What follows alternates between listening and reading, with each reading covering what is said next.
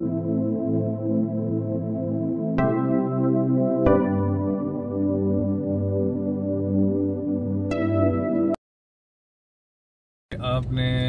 क्या तालीमी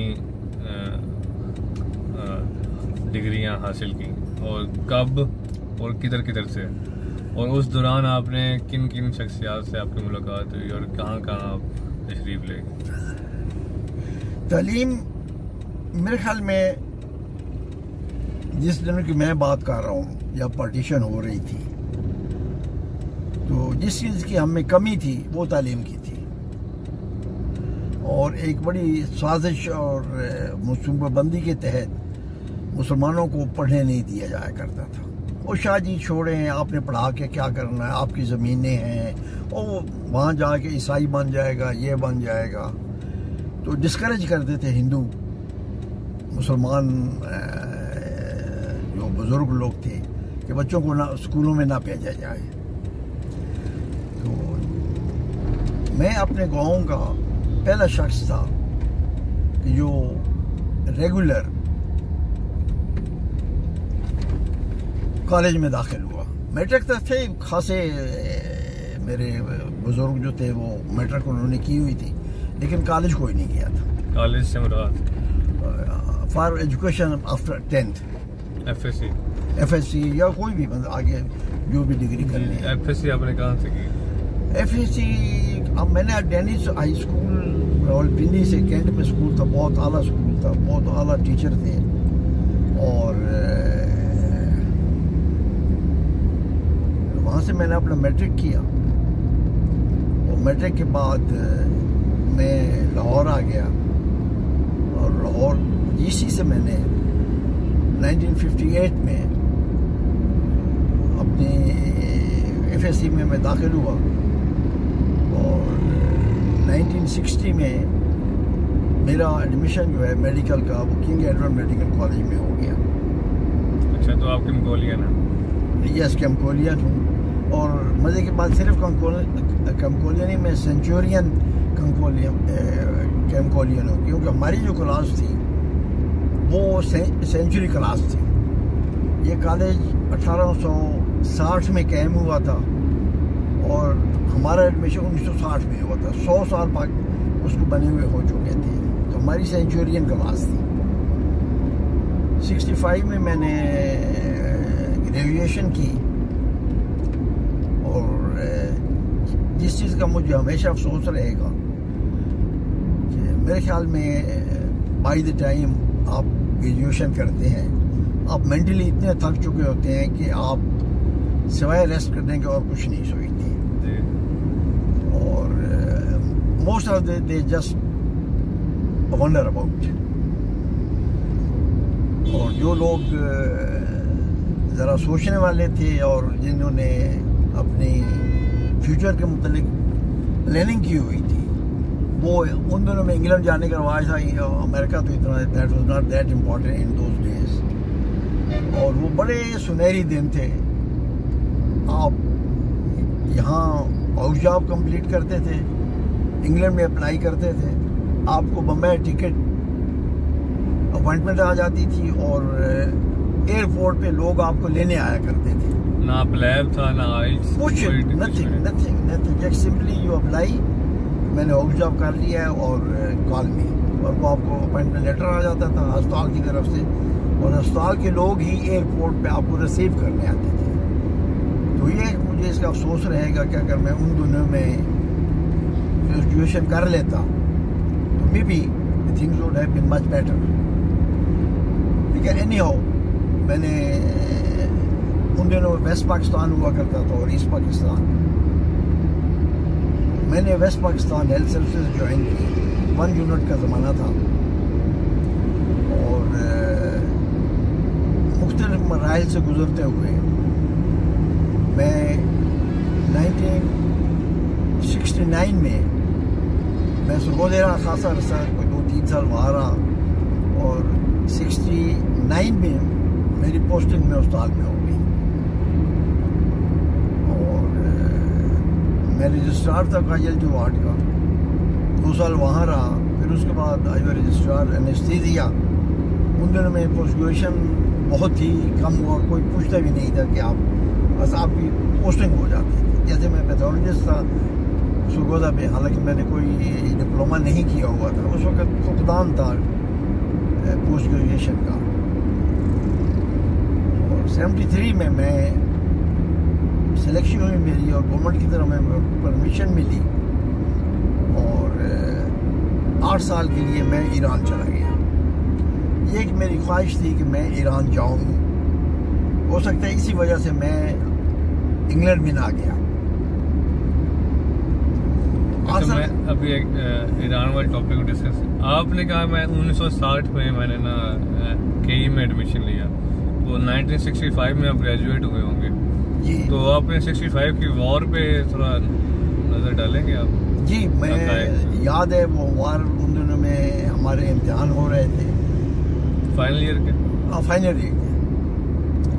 और जिस दिन पहला अटैक हुआ है, मेरा दोस्त था मेरे गांव का, राजा जवार हुसैन, उसकी बारात थी और हम उसके आबाई गांव जरा खुशाब ढोक वहाँ गए हुए थे।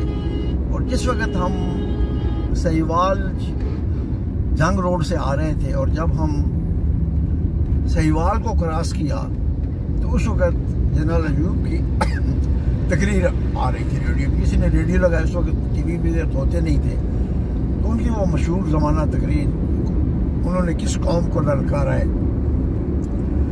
बहरहाल वहाँ पे हमें जंग का पता चल रहा। उसके बाद मेरे इम्तिहान थे, मैं लाहौर आ गया। वो जंग मैंने अपनी आंखों से देखी है। उस पर नजर डालेंगे आप? हाँ, ये था कि रात को ब्लैकआउट्स होते थे।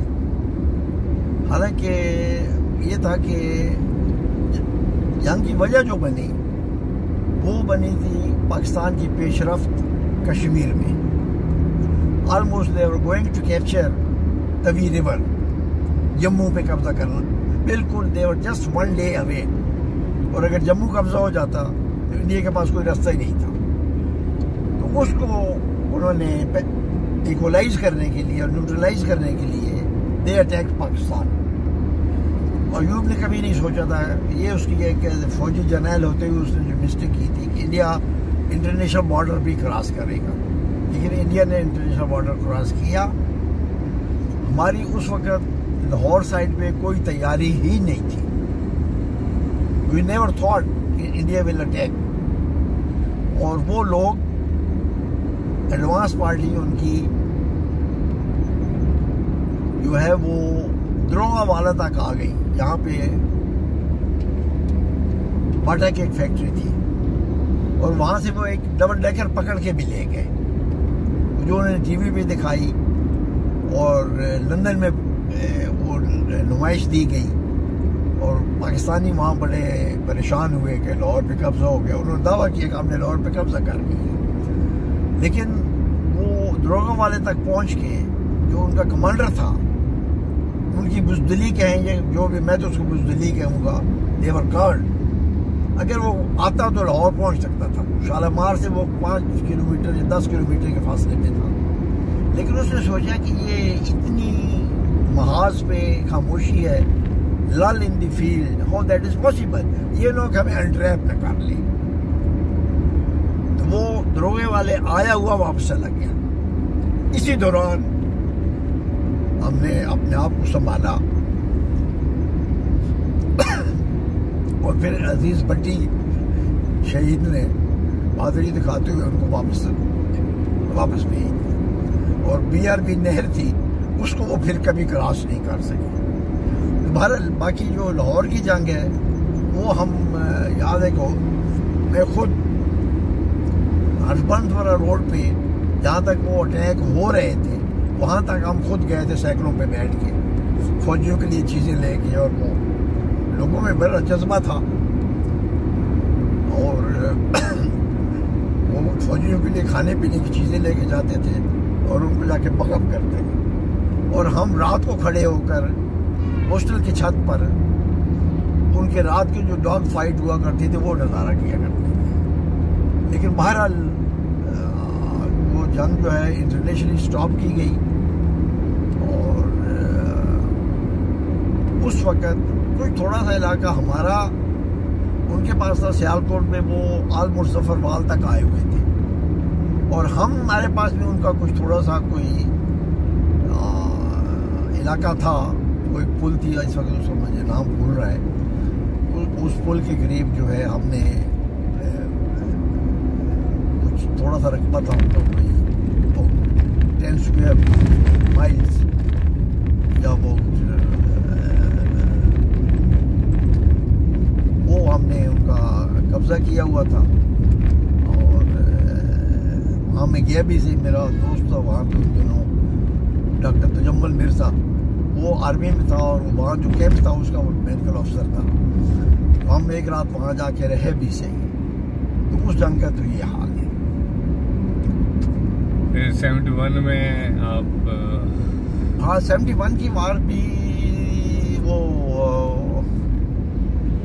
दिल जलता है उससे,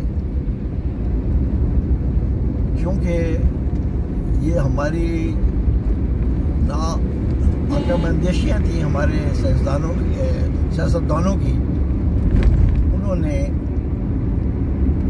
कौमी नज़रियात और जो ख्यालात होते हैं उनकी वो समझे ही नहीं। देखिए, मेरे ख्याल में बंगाल या ईस्ट पाकिस्तान जो था वो शुरू हुई से उनकी आबादी हमसे ज़्यादा थी। कंबाइंड पाकिस्तान तकरीबन कोई 3 करोड़ था उन दिनों की मैं बात कर रहा हूँ। अब तो माशाल्लाह यहाँ भी 20 करोड़ से आबादी 22 करोड़ तक हो गई है। लेकिन उस वक्त पूरे वेस्ट पाकिस्तान की, जिसमें चारों सूबे थे, फ्रंटियर जिसको आजकल खैबर पख्तूनख्वा कहते हैं, पंजाब, बलूचिस्तान और सिंध को मिला के और कश्मीर का इलाका मिला के हमारी टोटल आबादी कोई तकरीबन 3 करोड़ थी। और वो ईस्ट पाकिस्तान वाले 3.5 करोड़ थे।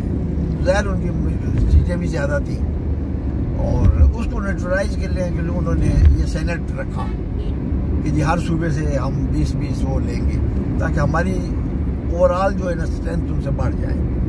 एक ये गलत काम था।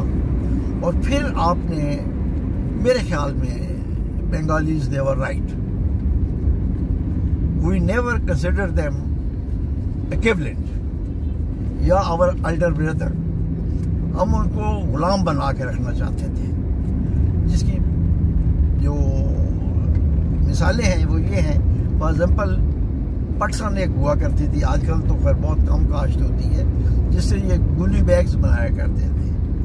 वो ईस्ट पाकिस्तान की पैदावार थी और उसकी सारी फैक्ट्री जो वो वेस्ट पाकिस्तान में थी। इसी तरह सबसे ज़्यादा पैदावार चावल की वहाँ होती थी, मिलें सारी पाकिस्तान में थी, वेस्ट पाकिस्तान में। और मेरे ख्याल में हमारी जो असेंबली थी उस वक्त वो 210 मेंबर्स में थी। 100 मेंबर वेस्ट पाकिस्तान के थे और 110 मेंबर ईस्ट पाकिस्तान के थे। तो मेरे ख्याल में they should have governors, prime minister उनका होता, बाकी सब कुछ उनका होता। तो शायद ये हम दिन ना देखते। और मुझे अभी भी याद है कि जब मैं MBBS कर रहा था तो हमारे साथ 2 ईस्ट पाकिस्तान के स्टूडेंट थे। एक का नाम गुलाम अहमद था और एक अबुल कासिम खंडकार। वो तो जब पाकिस्तान अलग हुआ तो वो 3-4 दिन हमारे घर छुपा भी रहा कि लोग उसको मारने के लिए आते। तो हमने उसको फिर चुपके से काबल के रास्ते उधर भेज दिया। तो वो सब उस वक्त भी कहते थे कि आप हमारे साथ अच्छा सलूक नहीं कर रहे, आपने हमें कॉलोनी बना के रखा हुआ। तो आपने उनके दिल में नफरतें खुद पैदा की, जो हम अब मेरे ख्याल में ये गलती हम दोबारा रिपीट कर रहे हैं। बलूचिस्तान में यही कुछ हो रहा है, सिंध में यही कुछ हो रहा है। तो अल्लाह में। और वो जंग 71 की जंग आपने बात की, वो एक total it was a disaster. हमारे प्रेसिडेंट को शराब और औरतों से ही फुर्सत नहीं मिलती थी तो उसे जंग क्या लड़नी थी। और एक जनरल न्याजी साहब हुआ करते थे इस पाकिस्तान के कि पाकिस्तान मेरी एक हम फिल्म देख रहे थे, फिल्म देखने गए तो उसमें जो ट्रेलर वो जंग के दिखाया करते थे। तो एक दिन उसका इंटरव्यू आया कि ये ईस्ट पाकिस्तान मेरी लास्ट पे फतह होगा, और नेक्स्ट डे ही सरेंडर्ड। तो ये शेर दिल न्याजी साहब थे। तो it was never fought properly, देखिए इक्वल वो था, बल्कि वो इंडिया से 3 तरफ से इंडिया ने उसको घेरा हुआ था। और हमारी टोटल आर्मी में से उस वक्त जो आर्मी थी तकरीबन 5 डिवीज़न थी, उनमें से 1 डिवीज़न वहाँ पे था और 4 डिवीज़न वेस्ट पाकिस्तान में थे। अब वो 1 डिवीज़न से आप उसको कैसे डिफेंड कर सकते थे? कर ही नहीं सकते थे। पूरे वेस्ट ईस्ट पाकिस्तान में एयरफोर्स का एक अड्डा था जैसूर के मुकाम पर, जहाँ पे 3 या 4 जहाज थे। तो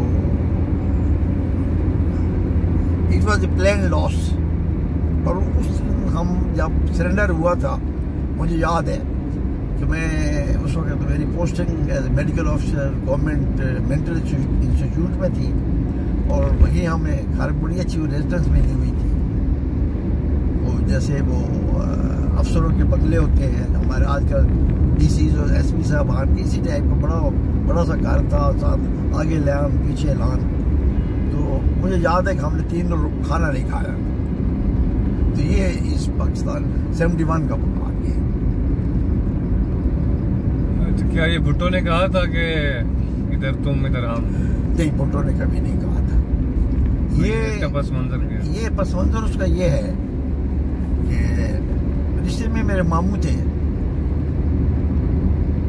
अतर अब्बास शाह, वो उन दिनों पीपल पार्टी का जो नेशनल ऑर्गन